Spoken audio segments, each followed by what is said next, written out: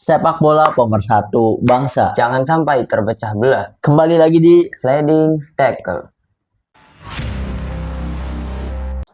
turut berduka untuk fans Arsenal karena mimpi quadruple telah sirna, di mana malam tadi Arsenal gagal di final menghadapi Manchester City di ajang Carabao Cup ya sini. Ya, Ini gimana nih?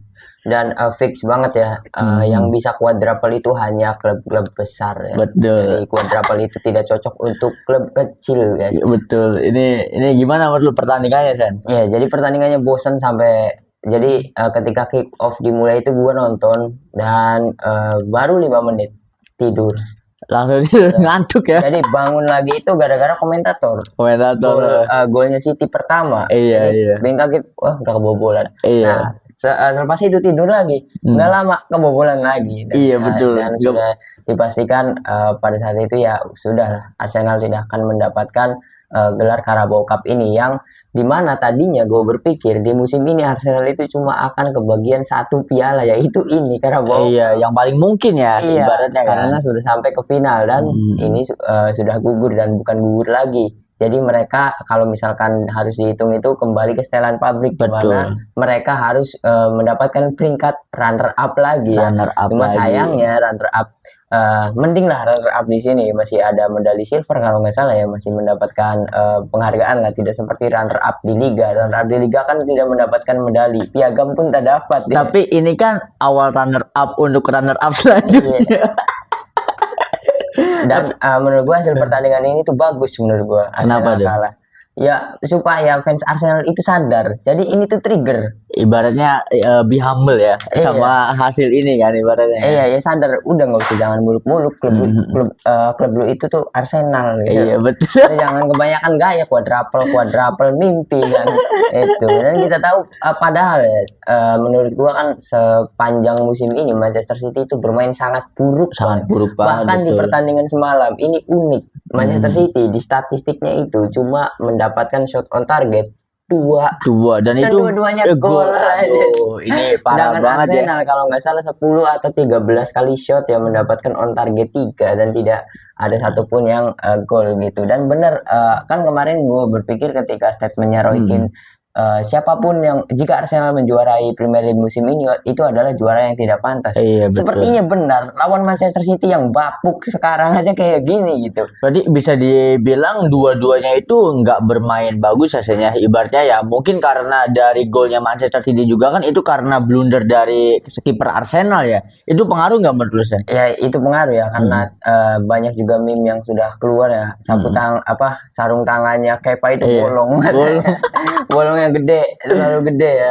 Bener. Dan kalau diingat-ingat juga ini adalah kegagalan Kepa kedua kalinya ketika dia bermain di final Carabao Cup ya. Setelah sebelumnya diadu penalti ketika dia di Chelsea yang ribut sama Sarri yang mau diganti nggak mau. Ujungnya kalah juga. Jadi kalau misalkan Kai Havertz itu pemain yang khusus mencetak gol di final. Nah, kalau Kepa adalah kiper yang khusus menggagalkan timnya sendiri untuk menjuarai di final. Ini lucu banget ya. Dan di babak kedua katanya, jadi gue tuh bangun tidur lagi melihat Arteta sudah mulai pusing pada saat itu. Bahkan ketika gol kedua terjadi dia itu sedang mendapatkan protes kalau nggak salah dari Madueke ya, sampai Madueke dicuekin gara-gara gol kedua. Dan pada saat itu Arteta sudah wah ini nggak bisa menang sama sekali. Ibaratnya emang susah ya mentalitas dari Arsenal sendiri ya, karena ibaratnya justru kalau kita melihat track record pertandingan sebelum malam tadi, ibaratnya kan Manchester City yang hasilnya lagi buruk ya, Arsenal yang lagi bagus baik di Champions maupun di Liga, tetapi ternyata ketika di final Carabao Cup hasilnya sama sekali berbeda dan City berhasil unggul ya Sen ya. Iya bahkan bukan dari hasil pertandingan saja, dari segi permainan juga ya, Manchester City itu lagi jelek banget. Arsenal ya lagi bagus lah, mereka bagus di Champions gitu, kemudian di Liga juga kan di beberapa pertandingan terakhir mereka menang dan juga mainnya bagus, apalagi ketika mereka harus bermain di kandang mereka sendiri gitu. Dan herannya ketika melawan Manchester City yang jelek malah kalah ya ibaratnya. Ya mungkin benar blunder dari Kepa itu menjadi salah satu faktor, dan ibaratnya ini untuk bicara mentalitas ya. karena pemain Arsenal itu kebobolan di menit 60 tetapi tidak bisa mengejar ketertinggalan. Sebenarnya apakah karena memang menemukan kebuntuan dari lini serangnya atau gimana sih? Bisa jadi seperti itu ya, tapi menurut gua Pep Guardiola itu sengaja, Kak. Sejelek-jeleknya dia kalau lawan Arsenal itu serius. Iya, serius. Makanya seperti ini jadinya Arsenal kalah gitu. Kalau misalkan head to head dari beberapa pertandingan terakhir dan juga dari performa yang sedang terjadi di sebulan terakhir ini ya, Manchester City tidak diunggulkan sama sekali. Banyak sekali yang mengunggulkan Arsenal gitu. Namun menurut gua ini kembali ke mental para pemainnya juga ya, karena memang mental pemain Arsenal siapa sih yang memiliki mental juara sekarang gitu. Iya, emang susah banget ya. Seburuk-buruknya Manchester City, mereka ya sebagian pemainnya adalah pemain-pemain yang sering banget ya lifting trofi, mengangkat trofi gitu kan. Apalagi setengahnya masih ada bekas-bekas para pemain yang membawa atau mencatatkan sejarah baru untuk Manchester City, menjuarai Liga Champions untuk pertama kalinya. Mereka sudah merasakan final yang lebih besar lagi gitu kan. Apalagi kala itu treble ya, maksudnya kan City kan treble kayak Bernardo Silva, Haaland, beberapa pemain senior itu kan ya mentalitas treble beda lah ya ibaratnya. Terus juga kayaknya Arsenal itu berbeda banget ketika mereka harus bermain, memang susah ditebak sih. Kadang Arsenal tuh bagus di Liga, kemudian di Champion bagus juga, tapi di beberapa pertandingan seperti pertandingan kecil yang mereka anggap piala ciki seperti Carabao Cup, mereka malah main jelek. Iya, malah. Kemudian ketika melawan FA Cup juga, lawan kemarin betul. Itu kok kayak gini gitu. Tapi ketika main di Liga jelek. Padahal pakai pemain yang sama. Itu yang mengherankan dari Arsenal itu sendiri gitu. Dan mungkin ya ketika di menit-menit akhir para fans itu berharap jika keajaiban seperti Gyökeres dan Domen itu akan terjadi. Tapi nyatanya tidak ya. Karena tetap aja kalah. Bahkan di menit 90+2 itu nama Manchester City sudah diukir di pialanya. Jadi udah nggak mungkin bisa kekejar ya karena defisit 2 gol ya. Tapi kalau menurut gue mah ini nggak jadi alasan ya. Maksudnya gini, apakah Arteta tidak serius untuk Carabao Cup karena fokus ke Liga dan juga Champion? Nggak masuk akal karena ini udah final ya ibaratnya kan. Ya harusnya justru kalau mau all in sekalian di sini kan. Iyalah, apalagi langsung trofi gitu kan. Seperti di opening tadi, quadruple itu hanya bisa diraih oleh klub-klub yang besar gitu. Betul, mentalitasnya. Kalau misalkan klub besar itu ya semua turnamen atau semua kompetisi itu ya serius semua, nggak bisa betul. Kayak fansnya lah ini piala ciki segala macam, tetap aja lu ngejuara jadi bahan bulian. Iya betul. Itu kan mental yang mental bukan juara itu seperti Arbeloa. Yang mengatakan Copa del Rey itu tidak penting segala macam. Itu kalau didengerin Perez dimarahin itu kan. Itu ibaratnya piala ciki itu digaungkan sama tim yang kalah ya. Ya kalau menang mah nggak ada narasi piala ciki kan. Kalau pasti pawai juga.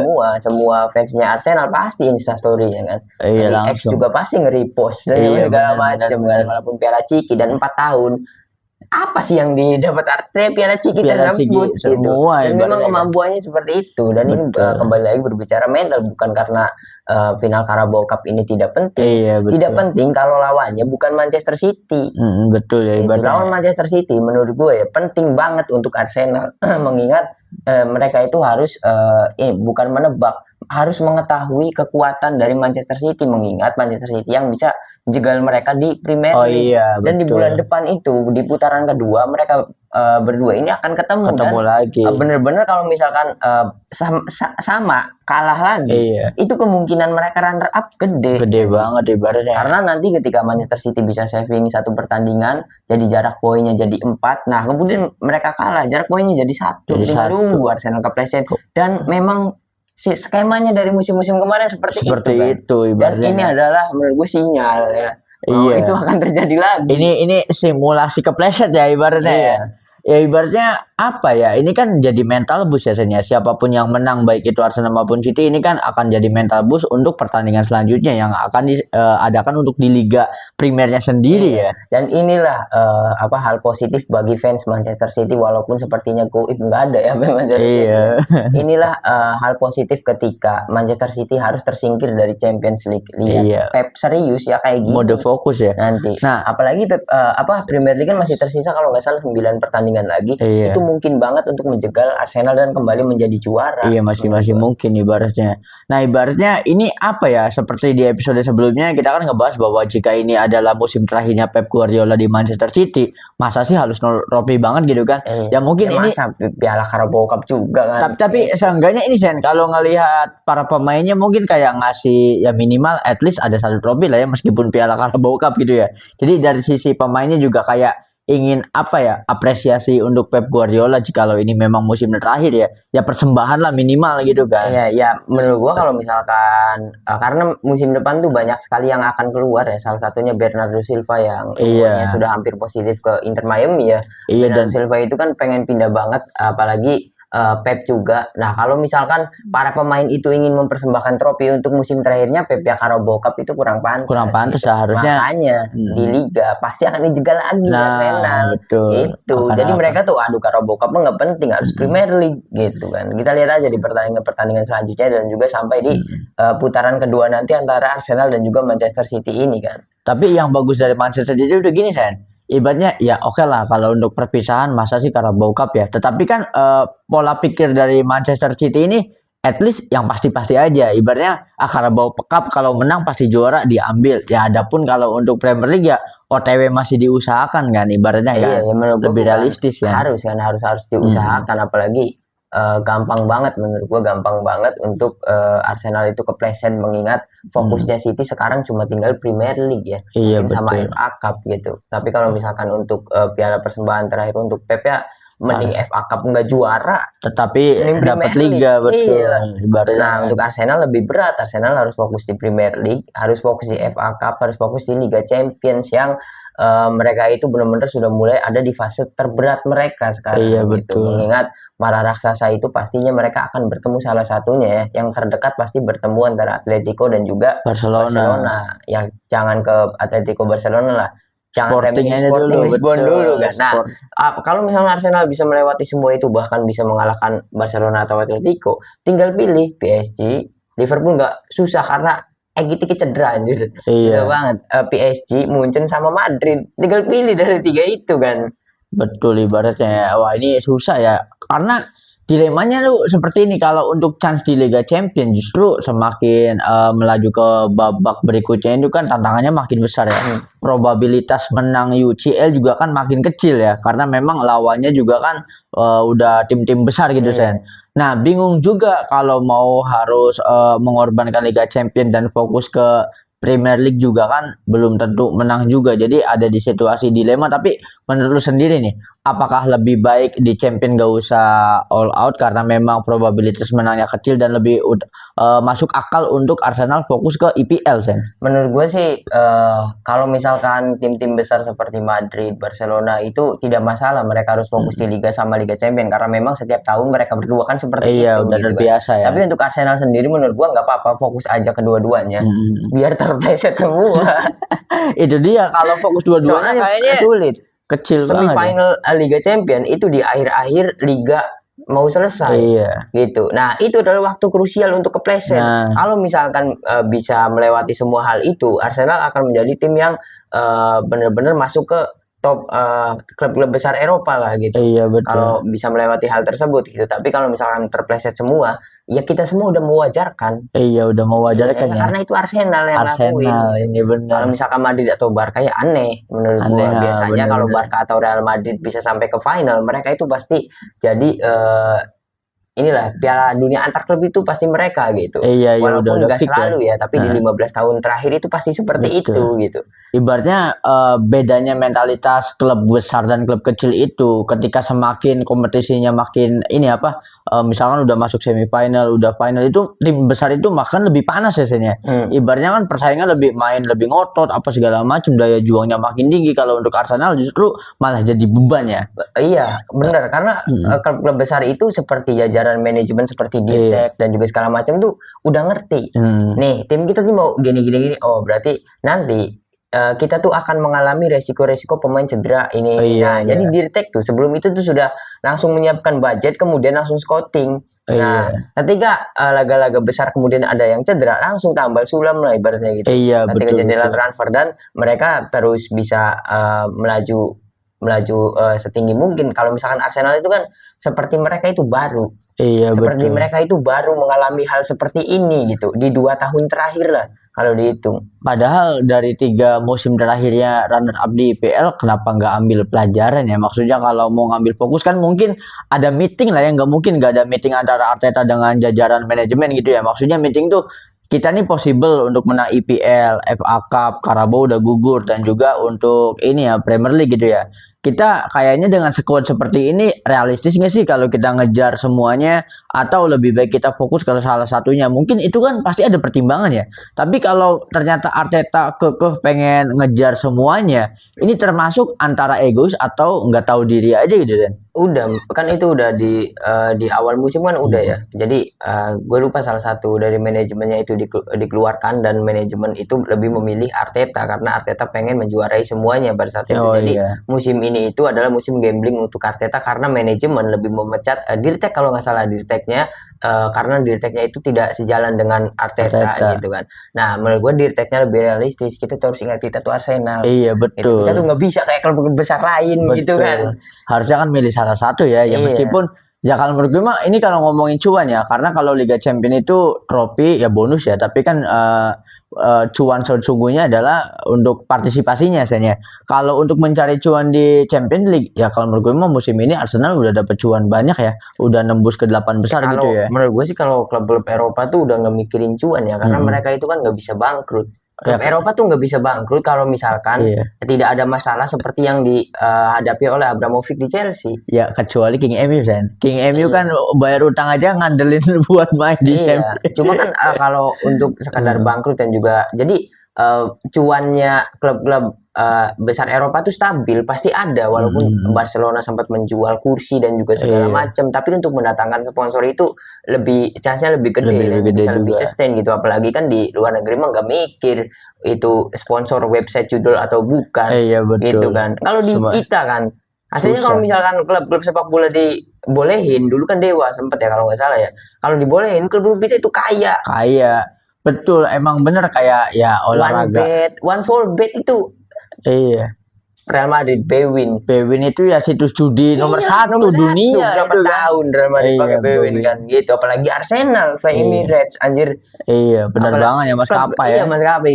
menurut gua kalau misalkan klub-klub seperti Arsenal yang keuangan stabil udah nggak mikirin cuan karena dari beberapa pendapatan yang lain itu sudah terkendali seperti ya dari penjualan tiket dari hak siar dan juga segala macam itu udah dapat gitu nah kalau klub Eropa kan yang dipikirin bukan cuan gengsinya gitu dan prestasi gitu. Sejarahnya ya ibaratnya iya nah pertanyaannya gini ibaratnya misal nih kita angan-angan aja ya kalau Arteta itu lebih fokus ke IPL mode serius gitu ya mode serius fokus 100% ke IPL apakah chance Arsenal untuk juara IPL musim ini gede kalau sama-sama fokus antara Arteta dan juga Pep Guardiola paling menurut gue sih paling realistisnya mending fokus IPL ya iya gua kalau misalkan memang pengen mendapatkan major trophy memang Champions League juga besar tapi dengan resiko yang sangat besar juga gitu tinggal milih tapi kalau misalkan Arteta masih semangat terus pengen ngejalanin dua-duanya ya bagus tapi lihat dulu mental para pemainnya gitu karena ketika melawan Manchester City ini full squad full powernya Arsenal udah dikeluarin semua dan tetap gagal harusnya mencontoh klub dulu ya kalau klub dulu kan ibaratnya dengan squad Liverpool waktu itu mentalitas juaranya tinggi pecah telurnya itu kan di Premier League dulu Sen nah setelah itu barulah realistis kalau mau champion sehingga musim berikutnya barulah menang champion kalau pecah telur langsung dua-duanya apalagi di Premier League udah puasa belasan tahun di UCL sepanjang sejarah klub belum pernah menang itu terlalu muluk-muluk kalau menurut gue mah itu juga salahnya dari Arsenal sendiri jadi ketika klub menangan di Liverpool manajemen itu keputusan klub apapun diturutin nah Arteta mendapatkan hal itu setelah 4 tahun berarti emang lebih telat ya telat kalau dari misalkan mau seperti itu manajemennya harus dari tahun pertamanya Arteta betul. Nah sekarang gamblingnya besar Edu kalau nggak salah dirteknya ini kan dirteknya Arsenal yang dikeluarin lebih milih Arteta gamblingnya ketika mereka mengeluarkan dirtek tersebut nah gambling Arteta kalau misalkan musim ini gagal ya langsung keluar itu kan salah harusnya ya melakukan hal tersebut gitu dan gambling parah banget setelah keluar mau apa lagi? Arteta udah nggak ada, Edu nggak ada. Arsenalnya mulai dari awal dari lagi. rebuild up lagi ya Iya. ibaratnya ya. Wah, berarti justru harusnya apa ya? Apapun hasilnya di musim ini, anggap saja Arteta itu baru mulai ya. Ya harusnya ya kalau Harusnya untuk menurut gua kayak Atletico ke Diego Simeone. iya betul. Sok dapetin major trophy salah satunya aja Champion atau Premier League, lu lanjut. Iya. Nah, kalau misalkan sama seperti klub ya udah musim ini Premier League karena manajemen percaya keputusan semuanya pada Arteta, harusnya musim ini Premier League dulu. Iya, Nah, betul. setelah Premier League itu pasti akan mendapatkan kalau juara Premier League itu kalau dana segar tuh pasti dapat bonus dari UEFA, Iya, kasir dan bonusnya. juga segala macam. Prize pool Baru ya. di upgrade skuad ini musim depan. Setelah Premier League sudah selesai, incar Champions League. Pasti kan kayak Arteta juga, waduh kalau skuadnya seperti ini terus ya dilihat dari pertandingan inilah nggak bakal bisa bertahan di musim depan gitu. Iya, Nah, minta betul. pemain baru, penyegaran gitu. Harusnya kan seperti itu. Ini muluk-muluk quadruple no kalah kan. Iya. Carabao Cup dikasih mode serius sama Pep aja udah langsung kayak 2-0 tanpa Iya, perlawanan itu yang apa ya? Yang gua bikin terkejut gitu. Ya karena Manchester City lagi jelek banget, semalam juga jelek aja. Jelek Gol-golnya semalam. Manchester City kan gol-gol keberuntungan. Iya, gol-gol Kalau keberuntungan. Kepa nggak bolong mah nggak bakal kebobolan menurut gua. Iya, ibaratnya ya. Sampai-sampai ada sampai-sampai siapa Cherky ya? Cherky itu main-mainin bola apa segala macam Iya. karena memang sebosan itu Padahal permainannya. mukanya Pep itu marah kan. Ketika Iya. Sergei main-mainin bola kan muka Pep marah. Ya Pasti sampai marah. ditarik keluar kan Iya. Cherky itu kan. Sampai juggling-juggling kan Iya. ibaratnya itu kan titik terendah penghinaan ya ibaratnya. Itu Iya. kayak recall di base lawan Iya. anjir. Jadi menurut gua kalau misalkan dengan hasil ini kemudian Arsenal tidak berbenah apalagi memecat Arteta kemudian Pep Guardiola keluar dari Manchester City musim depan, bener musimnya Manchester United. Nah, kayaknya itu dengan catatan kalau Michael Carrick diperpanjang ya. Iya, kalau Ini- Michael Carrick kalau nggak diperpanjang Manchester United nyusul Tottenham Hotspur Bisa jadi. main sama Leicester City di divisi 2. Apalagi Main sama Elkan Bagot sama Serino. bener lawan Oxford United. Iya. Makanya ini penuh kejutan banget ya. Justru harusnya dengerin kata Arsene Wenger biasanya. Kan ibaratnya ini awal dari dominasi ya. Maksudnya Iya, bener. Pep Guardiola udah mau keluar loh. Iya. Ibaratnya Iya kan. Jadi Arsene Wenger kan mengeluarkan statement itu setelah berita Pep Guardiola viral. Kan? Iya, Sebelumnya kan betul. enggak. Walaupun sebelum-sebelumnya udah gap poinnya jauh Arsenal dari City, tapi Arsene Wenger nggak ngomong sama sekali kan. Iya. Nah, kabar Pep keluar baru ngomong. Ibaratnya emang bener. Ibaratnya penjegalnya itu kan cuman Pep ya. 4 tahun loh. 4 tahun ibaratnya gini lah. Sebagus-bagusnya Manchester United karena mereka juga kan masih tim baru ya, tim baru kayak build up baru gitu ya. Dan dengan Michael Carrick itu kan masih masuk akal lah kalau bersaing sama MU mah masih nggak terlalu overthinking banget gitu kan. Yang paling bikin overthinking kan lawan Pep Guardiola. Iya, dan 4 tahun itu kan 2 dikalahkan Pep, 1 Liverpool. Mengapa Liverpool bisa juara? Ya karena memanfaatkan City dan juga Arsenal yang mengalami badai cedera. Iya, gitu betul. Tapi kan yang kita tahu Arsenal itu benar-benar diberatkan oleh satu, cuma Manchester City, Iya, tidak ada yang Manchester lain City. gitu. Ya bahkan Liverpool juga kan emang beratnya lawan Manchester Iya, City dan juga ya. Manchester City itu bukan Manchester City, tapi Pep Guardiolanya. Guardiola gitu. Makanya kalau Manchester City ditinggalkan Pep, Arne Slot ya ibaratnya masih dipecat ya. Kalaupun nanti yang gantinya sosok kayak Xabi Alonso juga kan adaptasi itu perlu ya. Musim pertama itu berat untuk pelatih baru kan. Bagus tapi kalau Xabi. Ya, ada Wirtz, ada Frimpong anaknya dia kan. Mungkin pasti bagus juga Pasti ibaratnya. narik Grimaldo tuh pasti. Ibaratnya kan kayak misalkan Chelsea apalagi lagi nggak jelas ibaratnya kan. Wah, ya ini cuma kan dapat hukuman kan. 2 tahun nggak boleh transfer pemain kan. Chelsea. Ya ini makanya udah ya makanya ini masuk akal. Chelsea dulu yang nyusul Tottenham nanti. Chelsea pasti karena dari pemainnya juga udah mainnya terserah aja gitu kan, nggak ada semangat-semangatnya kan. Makanya ya kita tunggu aja ya, blunder terbesar dari Arsenal ya kalau memecat Arteta ya. Tidak mengulangi kesalahannya sama, tidak sabar ibaratnya. Tidak sabar menurut gua kalau misalkan jangan dilihat runner up kemarin-kemarinnya gitu, runner up yang udah 3 tahun, lihat dulu runner up selama 4 tahun ini Arteta dikasih kekuasaan penuh itu selama berapa musim. Kalau 4 musim seperti itu dikasih kekuasaan terus seperti itu lagi baru pecat menurut gua. Ini musim pertamanya dan dia menunjukkan gitu masih sekarang tuh masih di posisi pertama di Premier League ibaratnya kan. Bener ya, apalagi kita mikirnya mengganti dengan pelatih baru itu kan nggak ada jaminan hasilnya sebagus Arteta gitu kan. Iya, ya terus juga kan.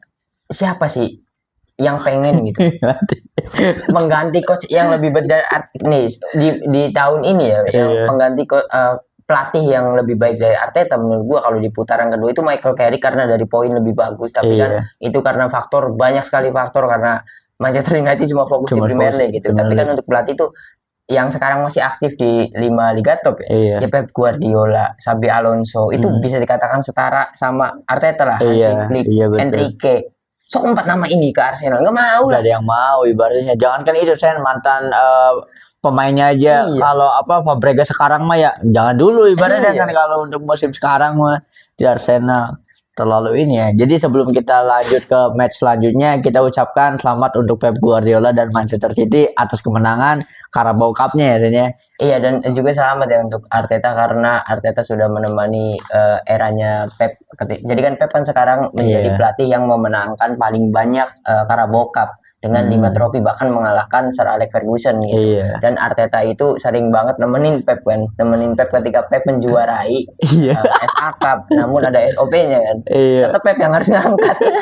Di City Pep yang ngangkat, dan sekarang Pep juga yang ngangkat. Mungkin ibaratnya ini justru Pep adalah guru terbaik ya, karena mendidik anak buahnya tanpa ampun. Iya, tanpa ampun. Mungkin ketika mau meluk Arteta itu Pep berkata bahwa good boy, ibaratnya ya lu cuma bisa sampai segini lah ibaratnya, kan gak bisa terlalu jauh juga. Udah jangan mikir lebih lah. Nah, kita lanjut dari ini Sen. Ini dari La Liga ya. Ada pertandingan yang cukup seru juga meskipun skornya tipis 1-0 antara FC Barcelona yang menang atas Rayo Vallecano ya Sen ya. Ini gimana menurut Sen? 1-0 ini adalah hal yang positif untuk Barca ya, karena sekarang title race di La Liga juga sudah mulai ketat dengan Real Madrid, dan mereka berhasil menang kembali walaupun menangnya tipis, dan ini adalah hal yang positif karena ketika New Camp Nou itu mereka baru pulang dan bisa bermain di Camp Nou yang baru lagi, mereka belum terkalahkan kan. 13 match 13 kemenangan, bahkan tidak draw ketika mereka bermain di Camp Nou gitu. Ini ibaratnya mentalitas tuan rumah, mentalitas main di kandangnya kuat banget ya. Iya benar. Aura-aura juara dari stadion barunya terasa ya. Apalagi nanti kalahnya nanti di quarter final sama Atletico, dibantai lagi 1-0. Karena kan di leg pertama main di kandangnya Barca dulu kan. Di leg pertama ya betul. Dulu kan. Kalau berhasil curi 4-0 lagi. Waduh, Diego Simeone melari-lari sepanjang jalan. Aduh. Ini kan gol cepat diciptakan oleh Ronald Araujo ya. Gue mikirnya wah ini bakal bantai-bantai lagi di Barcelona kan, ibaratnya kan, ternyata sampai peluit akhir dibunyikan tetap 1-0 skornya, tidak ada gol tambahan sekali ya. Betul. Ini juga ya, ini saya ada satu fakta menarik bahwa Ronald Araujo kan banyak dikritik ya. Bener-bener banyak banget dikritik. Tetapi bingung sama Barcelona. Tetapi anehnya gini Sen, performanya banyak dikritik, tetapi ada minimal 3 klub besar yang tertarik sama Araujo, salah satunya Liverpool. Ya meskipun tawarannya agak kocak ya, 30 juta doang ibaratnya kan. Pantes lah untuk. Iya, ibaratnya kan. Kalau coach Justin ngomentarin Araujo itu 30 juta, langsung lepas. Ya untuk liga kan itulah, kalau liga Inggris itu membuat pasar kacau. Karena ini ya ngerusak harga ya. Ngerusak harga gitu. Jadi pemain, kalau misalkan kata Coach Justin juga 30 juta euro untuk di era yang sekarang di Serie A itu tuh udah termasuk mahal banget. Iya, udah pemain top ya kalau untuk 30. Dan gue juga bingung untuk Barcelona sendiri. Araujo kan penampilannya jelek, sering blunder, malah dikasih ban kapten. Caranya Barca itu seperti itu. Itu dia, apakah memang karena percaya atau gimana? Bukan, karena sepertinya dia itu ketua tim sesnya Laporta. Oh bisa jadi ya, bisa jadi ya. Bisa jadi. Karena kan dari pemain di eranya Messi yang bertahan Araujo betul. Ter Stegen udah nggak ada, Sergio Roberto udah nggak ada. Oh iya, pemain ini lamanya ya. Iya, pemain lamanya sekarang kan Araujo gitu. Tadinya kan sebelum Araujo kan Ter Stegen, berhubung Ter Stegen dipindahin ke Girona, dipinjemin, dan kaptennya ke Araujo gitu. Araujo sama Frenkie de Jong ya salah satunya yang masih sekarang lagi cedera terus kan. Ya hebatnya kan nggak cuma Liverpool yang nawar Araujo, tetapi ada Inter dan juga Bayern Munchen juga. Ini ibaratnya apakah Barcelona akan melepas Araujo atau tidak? Kayaknya menarik ya. Dilepas pasti. Dilepas kalau ada nama baru kan. Siapa? Gerard Maldini tuh, Gerard Martin. Oh, Gerard Maldini. Gerard Martin kan dapat sebutan baru, Gerard Maldini. Karena performanya bagus Barca. Dia apalagi masih muda. Lebih baik menurut gua untuk Barca jual aja Araujo, investasinya ke Gerard Martin karena performanya bagus sampai dia dijuluki Gerard Maldini. Setelah jokes itu viral, dia akan dikirimin baju bertanda tangan Maldini oleh Maldini langsung. Iya, ini sampai approve Maldini itu approve sama julukannya Gerard Maldini. Bagus Gerard Martin tuh. Gue lihat tuh performanya walaupun memang tensinya lagi tinggi ya ketika lawan Newcastle kan. Dia kan main 90 menit dan bagus menurut gue, mending juga investasi ke Gerard Martin mengingat Araujo juga sudah ada rekap cederanya. Dia kan pernah cedera beberapa kali gitu kan. Ini selagi ada yang mau nawar ya. Iya, selagi ada yang mau 30 juta. Iya, kalau nanti bisa turun 15 sampai 10, waduh tekor juga ya. Iya, lepas aja ke Liverpool musim depan pasti kan. Barca kan selalu seperti itu. Dibalas dendam oleh mantan pemainnya sendiri. Araujo sundulan ke Barcelona. Iya, kan siapa? Coutinho. Yang dipinjemin ke Munchen juara champion. Iya, apalagi PSG, Dembele. Iya kan, malah juara champion. Pindahin ke Liverpool juara menurut gue. Nah, mungkin Liverpool minat karena itu, Sen. Cocokologi itu. Datangan ex pemain Barcelona maka juara Liga Champion gitu kan. Iya, mungkin Liverpool juga nyari pengganti ya, karena sekarang penggantinya Konate sama Van Dijk di Liverpool itu susah banget. Iya, harus nyari pelapis Konate, Van Dijk sama Szoboszlai itu bingung kalau cedera. Iya, betul. Gantinya siapa bingung. Pelapisnya juga kan kualitasnya nggak sama ya ibaratnya kan. So, kita lanjut lagi, ada apa lagi ke laga yang tidak penting ya, di mana Nottingham Forest ya. Ini Perhutani FC ya, Perhutani FC berhasil ngayam-ngayamin ayam sayur dengan skor 3-0, dan hal ini membuat ayam sayur semakin besar chance-nya untuk terdegradasi karena mereka sudah sampai di klasemen 17 kalau nggak salah. Ini unik banget ya, karena Tottenham itu menurut gue ini karma lah untuk Tottenham. Iya, mungkin dari sisi pemainnya juga udah nggak semangat ya. Iya, karena Tottenham itu sering membuat gagal, tapi itu ulah sendiri. Iya, betul. Inilah hasilnya. Menurut gue ini adalah hasil karma untuk Tottenham sendiri, dan kayaknya sampai akhir musim Tottenham itu degradasi. Sepertinya ya, karena anehnya tuh gini, Sen. Melawan Liverpool bisa nahan imbang 1-1 ya kan. Ibaratnya ngelawan Atletico dari kedua juga berhasil menang. Ternyata dibantai juga sama Perhutani 3-0 ibaratnya kan. Ini bener-bener konsistensinya dipertanyakan banget ya. Iya, tapi nggak tahu sih, karena Tottenham kan pengen dibantu sama ini ya, gue lupa keluarga siapa yang sekarang megang MU kan. Jadi pengen dibantu keuangan dan juga segala macam. Sama Glazer ya? Iya, sama Glazer family. Jadi mau dipegang sama Glazer, bukan membeli tapi membantu sementara gitu sampai akhir musim. Kayaknya kalau misalkan bisa aman aja nggak terdegradasi sampai akhir musim ya, mending lah Big Six itu masih ada gitu. Waduh, berarti ini sikap solidaritas dari sahabat Big Six. Iya, sahabat Big Six yang kan kenapa Manchester United bisa ngebantu? Kenapa? Kan dia nepuk pundaknya. Gue tahu perasaan di musim-musim sebelumnya kan gue yang kayak gitu. Gue pernah ada di posisi itu. Jadi ngerti kan. Kalau kayak Chelsea, Liverpool kan, waduh, kita udah lama nggak di papan bawah kan. Itu udah di tahun 90-an kita di papan bawah. Ini ibaratnya Tottenham Hotspur mau curhat malah adu nasib sama MU. Percayalah prosesnya, kata MU. Ini gue buktinya udah ketiga lagi gitu. baru juga datang lu mah mending. Iya. Ini sangat unik ya. Ada apa lagi nih? Mungkin ini terakhir adalah Derby Madrid, di mana pertandingannya baru selesai tadi jam 5 pagi ya. Jam 5 pagi adalah pertandingan yang sangat keren banget menurut seru ya, karena saling balas gol. Ini baru derby biasanya ibaratnya. Iya. Jadi kan gol pertama itu Ademola Lookman dari Atletico, kemudian pada saat itu Madrid seperti gue tebak kalah tadinya Madrid. Wah, ternyata mereka kembali ke setelan pabrik nyari penalti. Dan dapat penalti dan dieksekusi baik oleh Vini. Berhasil mencetak gol penalti. Kemudian tak lama, beberapa waktu kemudian ya, Valverde langsung nyetak gol lagi. Wah, ini gol cepat ya. Iya, kemudian pada saat itu kan Valverde bener lah, itu pelanggaran keras dan wajib di kartu merah. Memang itu jelas banget. Mbappe masuk, waduh, kalah nih Madrid. Tapi ternyata tidak. Vini benar-benar membuktikan kalau dia itu pemain besar di laga yang besar. Oh iya. Jadi seperti Yamal. Big game player ya. Iya, big game player kalau Vini kan. Semakin tensinya tinggi, semakin gacor. gol khas banget seperti gayanya Vini kan, dari sisi kanan kemudian flashing, seperti gol dia ketika melawan City, seperti gol dia melawan Benfica. Golnya seperti itu, ini keren banget ya. Sampai Vini itu wah selebrasinya dia senang banget gitu. Itu selebrasi yang pantas ya, dengan gol yang bagus dan juga posisinya menang gitu kan di derby ya. Iya, dan selebrasi tidak berlebihan, dia tidak joget-joget ya.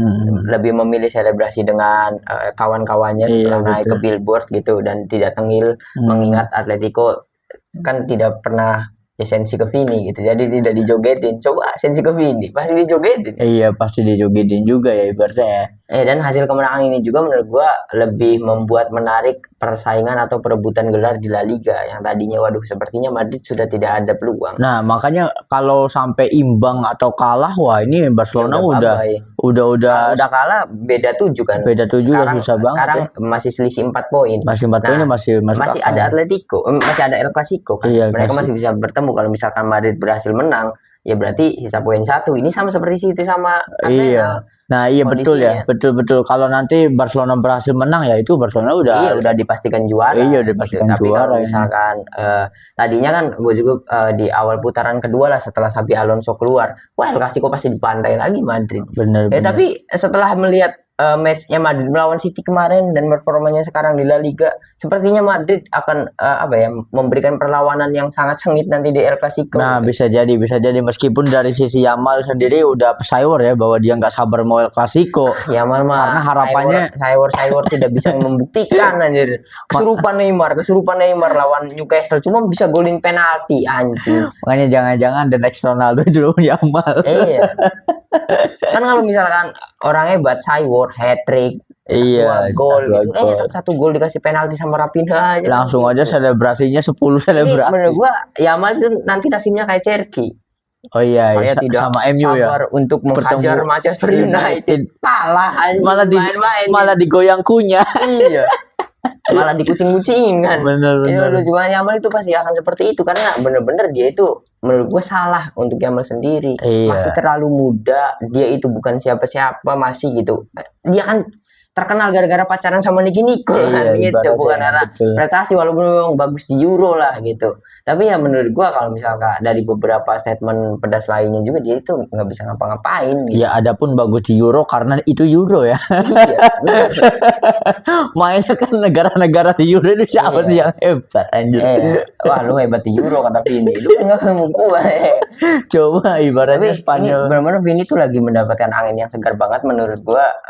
Tadi juga kan bagus banget dari segi Arbeloa sudah mulai memasangkan Mbappe di posisi kanan dan Mbappe mau Sen. Iya dia kan comeback dari cedera kan gitu. Dan ini juga yang menarik, Mbappe comeback dari cedera, Bellingham comeback dari cedera sekarang. Wah, ini udah comeback semua. Ini kan, udah serius ya. Itu makanya kan nanti El Clasico bakal menarik banget. Ini ibaratnya chance untuk La Liga sama chance untuk juara champion ada banget ya untuk Madrid. Iya, dan bagus lah menurut gua adanya cederanya Mbappe yang kemarin tuh. Menurut gua itu membuat Mbappe sadar kalau dia itu harus ngalah gitu. Nah, Vini itu lebih baik Vini di sebelah kiri. Betul. Nah, ada satu klip video yang menarik ya, bahwa Mbappe itu kan dia main filter TikTok terus ada pemain terbaik dunia tuh. Nah, Mbappe itu tanpa ragu menempatkan Lionel Messi. Nah, ada beberapa netizen yang berspekulasi, mungkin setelah Mbappe pernah main dengan Messi di PSG dan akhirnya main di Madrid dengan ada sosok seperti Vinicius apa segala macam, perang ego gitu ya. Akhirnya Mbappe sadar bahwa oh iya, ibaratnya jadi pemain itu harus kayak Messi, ibaratnya tidak egois gitu saya. Makanya ya mungkin ini titik balik baru masa-masa pendewasaan dari Mbappe itu sendiri ya. Iya, dan juga mungkin kalau misalkan aduh gua egonya gede terus, kapan gua mau juara champion? Seperti itu pasti kan. begitu Juga kan dengan performa Vini yang bisa dikatakan Vini sama Valverde itu adalah 2 penyelamat Real Madrid ketika Madrid lagi krisis banget gitu kan. Vini, Valverde, Courtois ya ibaratnya 3 ini ya. Dan aduh Madrid dan yang di episode sebelumnya juga, waduh Madrid ditinggal Courtois nih, kita lupa ya Lunin ya. Lunin itu super Lunin nih, zamannya Jose Lu jadi super sub kan kipernya Lunin. Yang juara champion juga kan itu Lunin. Iya, juara champion. Iya, pada saat itu kan super sub yang paling disorotin itu Lunin sama Jose Lu kan. Dan semalam Lunin keren banget anjir. Banyak sekali save-nya kan, tendangan-tendangan Alvarez, walaupun tendangan Molina tendangan ajaib lah, ngegol-golnya Molina, tapi beberapa peluang dari Sorloth dan juga yang harusnya itu gol kalau bukan Lunin kipernya gitu. Di pertandingan biasanya Atletico ngegolinya gitu, tapi Lunin bisa nge-save dan bagus gitu. Dan dari sini kita bisa melihat jika Real Madrid sudah bisa membuktikan jika mereka tidak bisa diremehkan sama sekali kan. Betul, mentalitasnya ya. Nah, itu juga sama mentalitas juara. Bener, mentalitas juara itu kayak para klub yang juara itu tahu caranya juara. Iya, ketika masa-masa krisis seperti ini mereka comeback kan, ngegas ya, seperti di Champion. Mereka harus benar-benar mikir, harus lawan Bayern Munchen nih. Kalau kita kalah, kita dibantai kayak Barca, masa 8-2, nanti kita nggak ada bahan kan, nggak ada bahan untuk ngecek Barca kan itu. Berarti ibaratnya briefingnya itu buka buku sejarah ini ya kalau untuk Madrid ya. Iya lah. Ingat nih, Barca pernah dibantai 8-2, tapi di tahun 80-an kita dibantai 9-1 ya Munchen. Jangan sampai terjadi lagi. Dan benar-benar aduh anjir, semalam juga kan, jadi setelah Mbappe nggak ada, Real Madrid itu memakai formasi 4-4-2, artinya 2 striker di depan. 2 striker itu adalah Vini sama Brahim Diaz. Brahim Diaz itu AFK anjir kalau dipasangin jadi striker. Iya betul. Itu nggak bisa ngapa-ngapain, serangan lu dominan sama kiri. Nah, angin segarnya Mbappe dia mau dipasangin di kanan gitu. Wah, ini keren ya. Dan jadi tombak dari Real Madrid dua-duanya itu benar-benar kacor menurut gua, karena Mbappe itu aslinya cocok dimanapun anjir. Jadi false nine bisa, di kiri bisa, striker bisa. Di PSG kan sering banget. Ketika Neymar harus di kiri. Iya, Mbappe harus di striker. Betul. Itu Messi di sebelah kanan. Gol cepatnya Mbappe yang baru kick off yang Messi ya. Pada match itu Mbappe dijadiin striker. Betul. Dan cocok pada match itu, kalau nggak salah Mbappe nyetak gol 2 kan. Makanya kan padahal waktu Messi di PSG asis terbanyak kan ke Mbappe ya.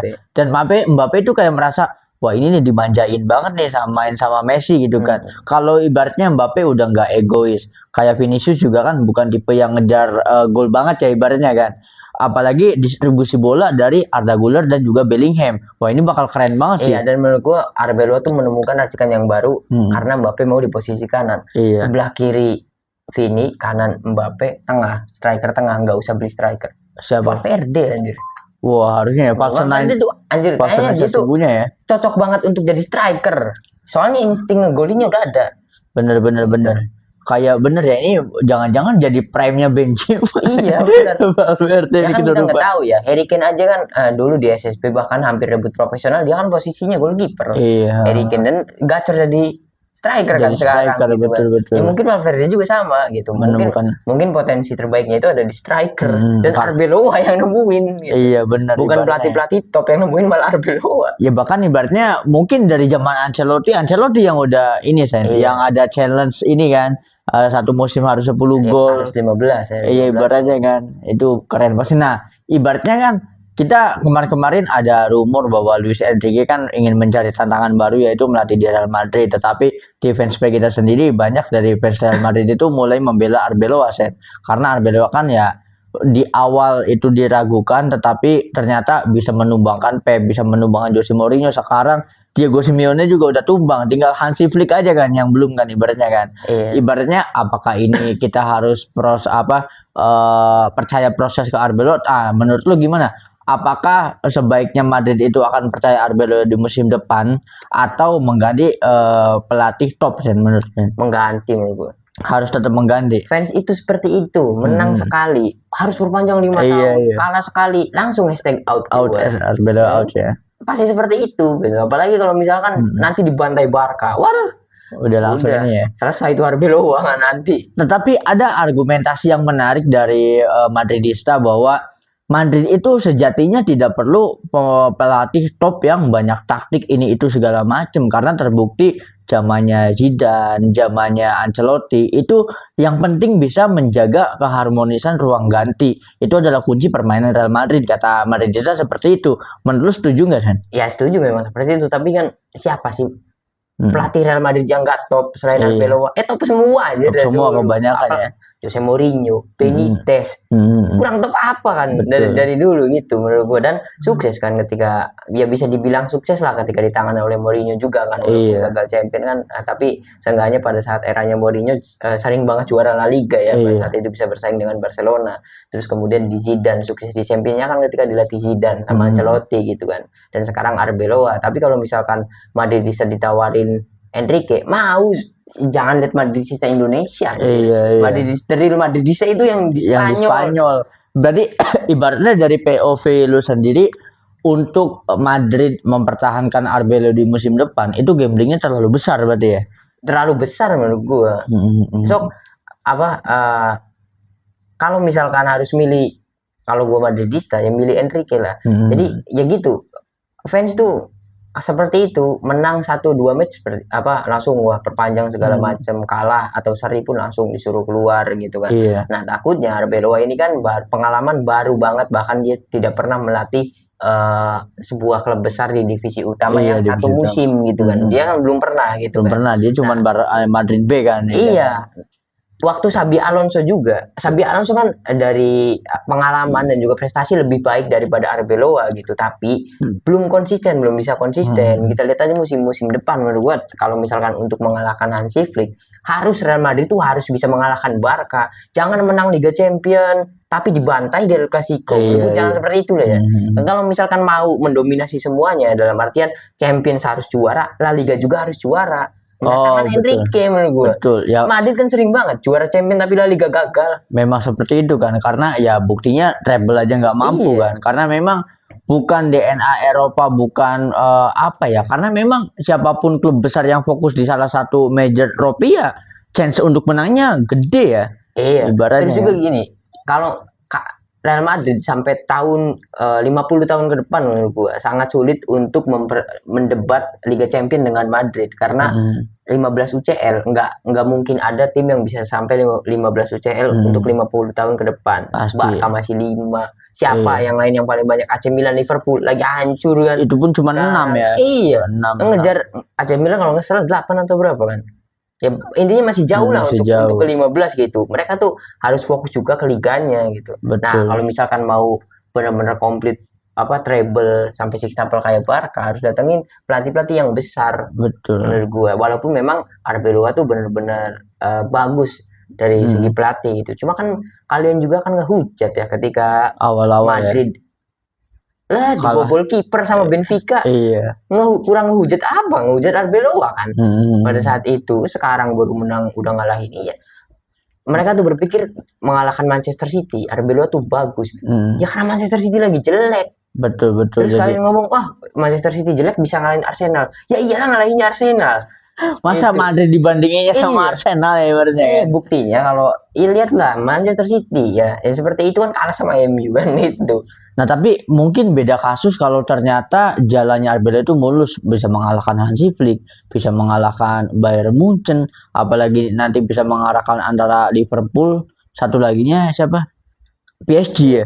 Wah itu mungkin kalau misal sampai lulus juara Liga Champions mungkin ada pertimbangan ya untuk mempertahankan Arbeloa ya Sen. Iya ya. Karena yang dikalahkan kan pelatih-pelatih top semua. Iya pertahanin aja musim ini bisa sampai juara Champions. Karena pelatih mah kan bisa diganti kapanpun. Iya betul. Nah kalau next season ternyata musim-musim awal hancur, pecat aja langsung. Betul. Ganti kan. Tapi kan kalau misalkan pelatih besar itu susah yang ngedaftarinnya ya. Harus ketika bursa transfer dibuka gitu. Bener, ibaratnya wah ini makin seru ya. Ya intinya jangan sampai terlena sama euforia Arbeloa lah ya ibaratnya ya untuk terus musim juga depan ya. Menurut gua kalau tipikal Perez ya, kalau ada orang yang dulunya itu mantan Barcelona nawarin diri ke Madrid, Perez tuh pasti mau. Betul. Masih mau banget. Sampai sekarang aja dia masih pengen ngerayu Pedri terus-terusan untuk main di Madrid kan. Apalagi yang datang Enrique. Yang pernah membawa sextuple, yang pernah main di Barcelona, yang pernah menjadi asisten pelatih kalau nggak salah Enrique itu ya. Ternyata Enrique kan jebolan Sporting Gijon kan, bukan Barca lah Masianya. Tapi ketika Pep Guardiola, Jose Mourinho sama Enrique belajar sama Johan Cruyff pada saat itu kan staff kepelatihan jadi staff kan ibaratnya kan. Pada saat itu kan udah tahu kan profil Enrique tuh gini diambil sama Perez. Nah terus ada salah satu argumen dari Madridista juga yang ingin mendatangkan Luis Enrique dengan alasan minimal klub besar itu harus mendatangkan pelatih yang punya filosofinya sendiri. Iya. Dan ternyata Enrique kan salah satu pemain pelatih yang punya filosofi kan. Bayangkan Madrid main di kita. Wah, ini bakal gokil banget sih ya dalam sejarahnya kan nggak pernah. Iya. Ya kalau Enrique yang bawa, Enrique kan ya Enrique Pep itu kan tiki taka. Yang beda sendiri kan Jose Mourinho dari anak muridnya Cruyff itu gitu. Iya, betul. Jose Mourinho lebih adaptasinya ke gaya permainan Serie A ya. Iya. Benar kalau untuk Jose Mourinho sendiri. Jadi ya cukup menarik juga sih ya untuk bursa. Jadi musim depan itu bukan bursa pemain ya, tetapi pelatih ibaratnya kan yang karena, jadi. Ini rotasi pelatih itu hampir semua klub gede. Iya, semua klub gede. Rotasi pelatih kecuali Barcelona ya yang karena Ciplik ketua tim ses. Iya, tim sesnya aja ya. Salah satu janji kampanyenya Laporta itu Hansi Flick stay anjir. Ibaratnya kan. Wah, jadi ini benar-benar menarik banget sih ya. Nggak sabar buat nunggu performa klub besar di musim depan ya sebenarnya. Iya, gue sih harapin Enrique udahlah ke Madrid biar namanya nggak tenggelam terlalu lama di PSG. Betul, ke Madrid nanti klubnya ke Atletico Madrid, bubuk Barcelona pasti. Benar. Terus plot twistnya yang juara La Liga Atletico Madrid. Wah, ini makin seru lagi anjir. Ibaratnya keren banget nih. Pastilah pelatih-pelatih yang seperti Klopp, Pep Guardiola, Enrique tuh tahu gimana caranya mendominasi sebuah liga. Iya, benar. Dia karena memang terbukti mereka sudah melakukan hal itu gitu. Yang Klopp di Liverpool, sekarang lagi running kan. PSG, Enrique di PSG, apalagi Enrique di Barca kita tahu tidak terhentikan sama sekali gitu kan. Pasti waduh benar-benar mantap nih La Liga, malah nanti kiblat kita ke La Liga bukan Premier League lagi. Pasti sih La Liga mendominasi ya, terus mendominasi kan. Iya, nanti tahu-tahu Pep Guardiola ke Villarreal. Wah, ini justru real tantangan nih harusnya. Real tantangan banget ya. Atau ke Valencia, Villarreal, Valencia ya. Pep Guardiola tuh ketika ngomong ke Messi, kita nggak punya duit gua. Iya, dia kan orang sangat terobsesi dengan sepak bola. Pasti udah duit gua dulu. Pasti gitu demi ngalahin yang lain gitu. Betul. Ini sajalah. Ini jadi misteri banget langkah next move-nya Pep Guardiola justru ya. Iya. Karena kan salah satu tebakan kita ketika Laporta jadi presidennya nggak ada chance untuk balik kan. Kalau untuk Pep Guardiola berarti salah satu prediksi kita ya pasti agak penantang. Iya, ibaratnya jadi penantang sih kayaknya. Nah, untuk Madrid nggak Pep ya. Nggak Pep. Pilihan terakhir tuh Arteta ya. Tapi itu kalau misalkan Pep sama Enrique nggak mau. Betul. Tapi ada chance juga sih ya kalau misal kalau Enrique cabut dari PSG, Pep ke PSG masih ada chance juga ya. Ya mungkin pengen slow living lah ibaratnya kalau untuk Pep Guardiola kalau sampai ngelatih PSG anjir. Kan gak ada tantangannya mungkin fokus di Liga Champions kali ya. Ya, siapa tahu barter lagi. Pep pulang ke Munchen lagi kan. Bisa jadi itu masih karena untuk sekelas Pep itu kayaknya dari sisi Pepnya sendiri pasti melatih tim. Tapi menurut gua Pep tuh ke Liga Italia menurut Serie A. Oh, Serie A. Karena dia belum pernah kan. Iya, tinggal ke Bundesliga udah, La Liga udah, terus ke Premier League udah, tinggal Serie A sama Ligue 1. Kalau harus mirip ke Ligue 1 yang mending gua ke Serie A. Bener. Apalagi saingan nanti sama Fabregas. Wah, iya benar. Ini gue udah ngalahin Arteta sekarang. Waduh, ini jadi Arsenal Slayer. Kalau di One Piece itu dia itu Kaido ya, pembunuh generasi baru. Kaido kan sekali Raime Hake Worst Generation KO semua. Ini Pep, waduh generasi baru siapa yang mau teriak? Wah, ada Yusas gitu. Siapa? Cesc Fabregas, hajar. Ada lagi siapa? Waduh, Van Persie pindah lagi ke era divisi, hajar lagi Feyenoord. Waduh. Segitu, Pep. Ambisi ini ibaratnya apa ya, menjinakkan para rookie. Iya. Tunggu saja lah. Aduh. So ada yang mau dibahas lagi kan ya? Mungkin udah ya. Mungkin untuk episode kali ini kita hanya membahas beberapa hasil dari pertandingan baik itu Carabao ya. Intinya episode ini adalah episode khusus untuk menyadarkan fans Arsenal. Iya. Ini ibaratnya kita turut berbelasungkawa ya untuk fans Arsenal setelah gugurnya mimpi quadruple. So thank you banget buat teman-teman yang udah menonton episode kali ini sampai habis. Jangan lupa kalau teman-teman punya opini atau mau debatin argumen kita, teman-teman bisa drop di kolom komentar. So jangan lupa buat komen, like, share, dan juga subscribe tentunya. Sampai jumpa di episode selanjutnya.